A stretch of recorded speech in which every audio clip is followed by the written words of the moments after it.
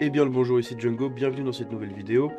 On va parler de Zelda Tears of the Kingdom et du succès qu'il rencontre, du succès qui est complètement trop phénoménal, si on peut dire ça comme ça, et qui amène justement à un autre truc, donc qui sera dans le deuxième article qu'on va voir, qui est vachement intéressant, vachement rigolo en fait, mais il faut quand même le mentionner parce que c'est rare. Donc on va commencer par celui-là. Zelda Tears of the Kingdom est de loin le plus grand lancement en boîte du Royaume-Uni en 2023, donc de jeu en boîte, en physique. Le blockbuster de Nintendo a généré plus de 50% de ventes en physique, plus élevé qu'Hogwarts Legacy. 50% plus élevé qu'Hogwarts Legacy. Alors déjà, Hogwarts Legacy, en plus on parle de l'Angleterre. L'Angleterre, les jeux Nintendo, c'est pas là-bas qu'ils se vendent le plus.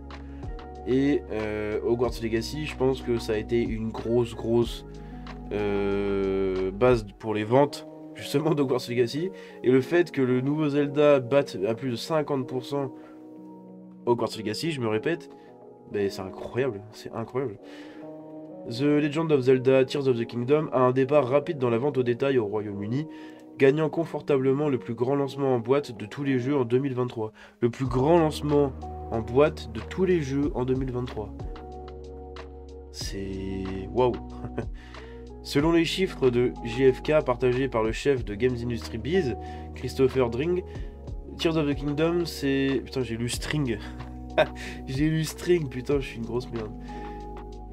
Christopher Dring, Tears of the Kingdom s'est vendu 54% de plus que Poudlard Legacy.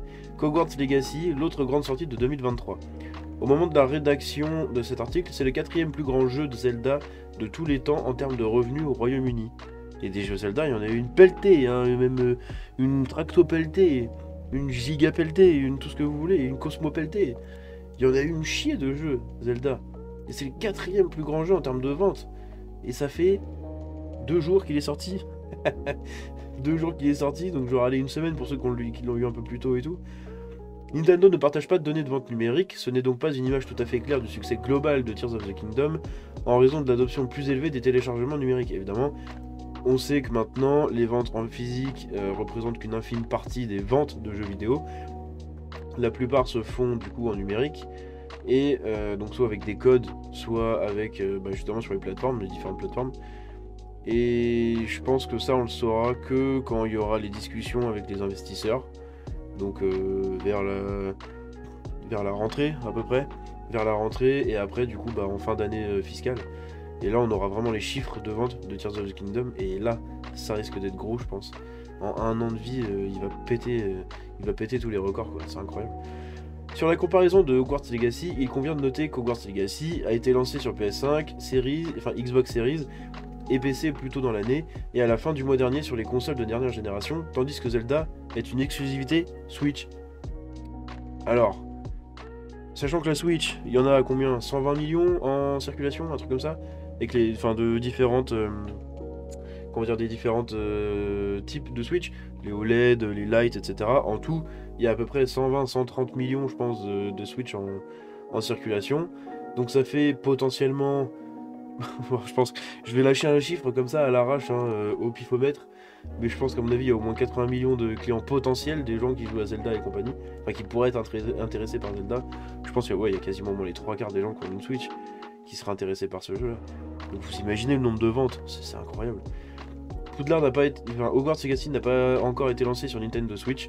En fait, la version Switch a récemment été reportée à la fin de l'année à la suite d'un précédent report à juillet. Voilà, à la base ça devait sortir en mai, ça a été repoussé en juillet, et là maintenant c'est repoussé le 14 novembre. En même temps, j'ai envie de vous dire, Hogwarts Legacy sur Switch, au secours. Parce que le jeu est quand même joli, et pour la Switch, il va la faire crier la Switch. Là, Tears of the Kingdom, on peut dire ce qu'on veut, le jeu est dégueulasse. Dégueulasse. Il est vraiment moche quoi. Il est genre en 900p, je crois, un truc comme ça, en mode portable, et en 1000. Même pas, il est même pas en 1080p, il doit être. Non, c'est 900. Moi, je sais plus. Il y avait eu un truc sur Digital Foundry là, quand ils ont comparé ça. Mais il est moche, quoi, il est moche. C'est un jeu avec des graphismes de PS2, quoi. C'est juste le principe du jeu qui est excellent, la narration du jeu, enfin l'histoire, etc., l'univers. Et puis les fans, de toute façon, vous pouvez sortir un jeu pixelisé comme de la merde ou bugger dans tous les sens, les fans achèteront le jeu. J'ai fait pareil pour le jeu de Star Wars. Et voilà. Ils en revendent un demain, je leur fais le même et je leur fais la même quoi. Zelda Tears of the Kingdom n'est pas tout à fait le plus grand lancement de Switch au Royaume-Uni, gérant apparemment moins que Pokémon Scarlet et Violet ne l'ont fait lors de sa sortie l'année dernière. Bon après, on parle de Pokémon, c'est quand même la franchise qui génère le plus d'argent au monde, hein. C'est la plus grosse franchise, devant Star Wars, devant Harry Potter, devant Mario, devant tous ces trucs là quoi. Et d'ailleurs oui, ce que je voulais revenir juste avant, c'est quand ils ont parlé, je sais plus où j'ai vu ça. Si, comme quoi Hogwarts Legacy était sorti sur PS5, Xbox Series et PC. Voilà, Hogwarts Legacy il est sorti sur plusieurs plateformes. Il est multiplateforme. Là où Zelda c'est une exclue, c'est ça qui est incroyable. C'est que ça fait vraiment l'unanimité sur les gens qui ont la console quoi. Après des années de retard, la suite très attendue de Breath of the Wild est sortie le 12 mai. La critique de Tears of the Kingdom VGC, donc de Video Game Chronicles, donc le site qui fait l'article là, qualifie le titre de facilement l'un des meilleurs jeux sur Nintendo Switch, et je pense que c'est pas déconnant. Vous prenez lui, Xenoblade, Metroid et Breath of the Wild, vous avez un quator absolument incroyable de jeux vidéo quoi, là, sur la Switch. D'autres critiques ont également fait l'éloge du jeu dans leurs articles, la plupart étant d'accord pour qu'il s'agisse d'une suite digne de l'un des meilleurs jeux de la génération et de l'un des points forts de longue date de la franchise. Vous pouvez lire tous les verdicts clés, blablabla. Il y en a beaucoup qui disent qu'en fait, Tears of the Kingdom, et du coup avec Breath of the Wild, les deux jeux, le duo là, ça va devenir les meilleurs Zelda quoi. Et il y en a qui sont déjà en mode c'est les meilleurs Zelda qui sont sortis. Et je pense que c'est pas déconnant parce que déjà ça apporte quelque chose de nouveau. Et puis il faut un carton de malade quoi, si c'est pas une preuve. C'est incroyable. Et justement, ce succès sur Zelda amène à ceci. Ouais, ici on bosse les transactions. Voilà, j'ai chié ma transition. Ça devait être incroyable, mais je l'ai chié. Ceci amène justement à nos copains Xbox et PlayStation. Vous allez me dire qu'est-ce qu'ils ont à voir dans l'histoire. Et ben ils ont félicité Nintendo. Et c'est assez rare, en fait, quand on y pense, que les constructeurs se félicitent entre eux. Il y a eu Xbox qui avait félicité quand Nintendo avait sorti la Switch à l'époque, parce que ça avait fait un carton la Switch. Il y a eu Nintendo qui avait félicité Xbox et PlayStation pour les nouvelles consoles en 2020. Et là, on a Xbox et PlayStation qui félicitent, avec juste un petit message, mais c'est le geste en fait qui compte, qui félicite Nintendo pour la sortie justement de Tears of the Kingdom et du carton qu'il fait quoi. Les Tears of the Kingdom sont même célébrés par PlayStation et Xbox. Donc la traduction, au secours. Nintendo a reçu des messages de félicitations de toute l'industrie concernant la sortie de Tears of the Kingdom. Cela inclut les messages de la PlayStation et de la Xbox. Étonnant, mais c'est sympa à voir. Les comptes Twitter officiels de PlayStation et Xbox ont tweeté pour commémorer le jour de lancement. Alors que les trois entreprises sont activement en concurrence sur le marché du matériel de console domestique, il est toujours rafraîchissant de voir les entreprises se soutenir publiquement de temps en temps, en particulier lorsqu'un produit très attendu est publié. Et oui, c'est ça. Il me semble en plus que PlayStation est souvent félicité par Nintendo, bon pas par Xbox, parce que c'est vraiment le concurrent direct. Parce que Nintendo, c'est un concurrent, un des trois concurrents, c'est un membre du triumvirat du jeu vidéo quoi. Mais ils sont quand même à part. Ils ont vraiment leur style à eux, leur jeu à eux, leurs principes, voilà. Mais ils soutiennent quand même beaucoup PlayStation quand les grosses exclus PlayStation sortent. Dernièrement, je crois que le message qu'ils ont publié pour ça, c'était sur God of War, le carton qu'avait fait God of War. Et ils avaient mis un petit message, il me semble. Donc là, on a le message justement d'Xbox. Xbox qui dit que ça fait du bien d'être de retour à Hyrule et qui félicite Nintendo Amérique pour Tears of the Kingdom.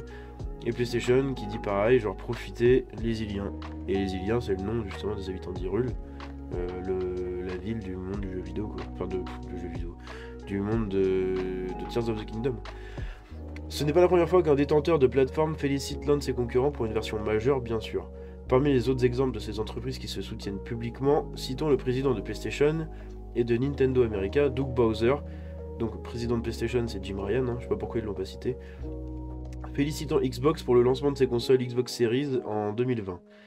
Et ils l'ont surtout félicité aussi pour la Series S en fait, qui est une très très bonne console d'appel. Quoi qu'il en soit, c'est un grand jour pour Nintendo et l'industrie du jeu en général, je suis d'accord. Dans notre revue de Tears of the Kingdom, que nous avons décerné un 10 sur 10, bon, moi je suis contre les notes parfaites, parce que pour moi un jeu n'est jamais parfait, il y a toujours des défauts. La preuve avec ce jeu là, il est excellent, il mérite au max 9,5, on est d'accord, mais pas 10. Je veux dire, il est dégueulasse, il est pas beau le jeu, il est pas au standard des graphismes de maintenant, c'est pas possible. Ok, la console l'aide pas, mais je peux pas. Et puis il y a quand même des défauts, enfin, on peut pas mettre un 10 sur 10 sur un jeu qui a déjà eu 10 sur 10. Quand c'est une suite directe et quand ça reprend la moitié des assets du jeu. Je sais pas, moi je suis pas d'accord avec ça, mais bon tant pis. Tom Marks l'a qualifié de suivi insondable de Breath of the Wild 2017 en disant que Tears of the Kingdom élève la barre de plus en plus haut dans les nuages. Petit jeu de mots hein, avec le jeu. Ceux qui jouent, vous comprendrez. Si vous voulez en savoir plus sur Tears of the Kingdom, consultez le dernier épisode, blablabla, blablabla, blablabla, blablabla. Je trouve ça vachement sympa en fait que PlayStation et Xbox aient fait ce petit message là pour Nintendo. Ils sont en concurrence, mais c'est de la concurrence fair play, on va dire. Sur certains trucs, hein, on est d'accord, pas sur tout. Mais sur des choses comme ça fait toujours plaisir à voir. Voilà, c'est tout ce que j'avais pour aujourd'hui, j'espère que ça vous a plu. Si la vidéo vous a plu, justement, vous pouvez la liker, vous abonner et me suivre sur Twitter. Tous les liens sont dans la description. Sur ce, je vous dis à la prochaine. C'était Django. Ciao.